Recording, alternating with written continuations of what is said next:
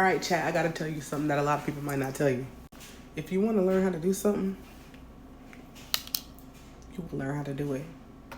And that's with anything, with your career, with your life in general, right? But I'm specifically speaking about with relationships.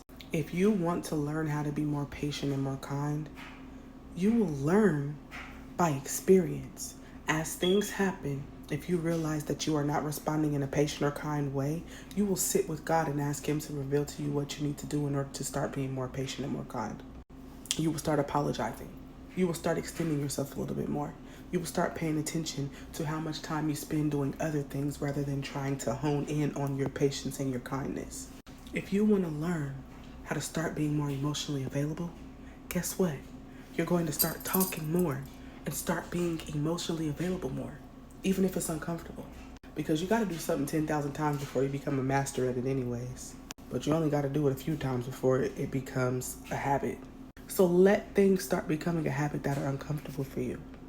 Even if you don't like doing it right now, if you love that person enough and you don't want to lose that person and you want to grow with that person, especially if they've already grown past where you're at, you will get there if you want to get there. A lot of times we get complacent because there are so many people around us who accept us the way that we are and don't require us to grow.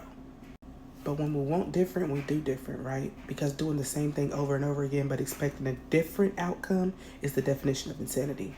So if you want a good life, if you want a peaceful life, if you want a healthy relationship, if you want a good marriage, if you want to be closer to God, wouldn't you start to do things that you're not used to doing because you don't have those things already? Wouldn't you do things that are uncomfortable to you because you're not used to doing them? Wouldn't you change your habits?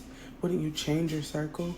Wouldn't you be okay with doing things that you wouldn't normally do? Because if you did the things you would normally do, you keep getting the same thing. Am I speaking in a different language? Am I making sense to you?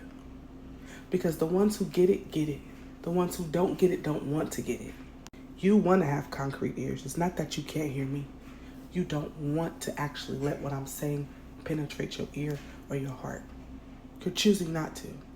If you want to be stubborn, that's completely fine. But if you want to grow, especially if you want to grow with me, you better soften that heart. Pray to God, ask Him to soften it. Because if you want to keep the same heart and expect to grow with people who have already grown past that, you're crazy. The amount of, what's the most politically correct word? If I've already allowed the things that I've been through in my life to change me, if I've already allowed God to penetrate my heart and my mind, if I have already changed in so many ways, why do you think that I would keep allowing you to never change, to never grow, to never adapt any other habits besides the ones that you have and still stay in my life? As a Christian, I love everybody, but I don't have to accept everybody as someone that I'm doing life with. I can love you and still stay far away from you.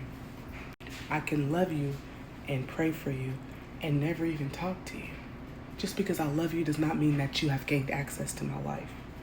And if you have access to my life and you keep mistreating me, you might be the reason you no longer have access. Think about that.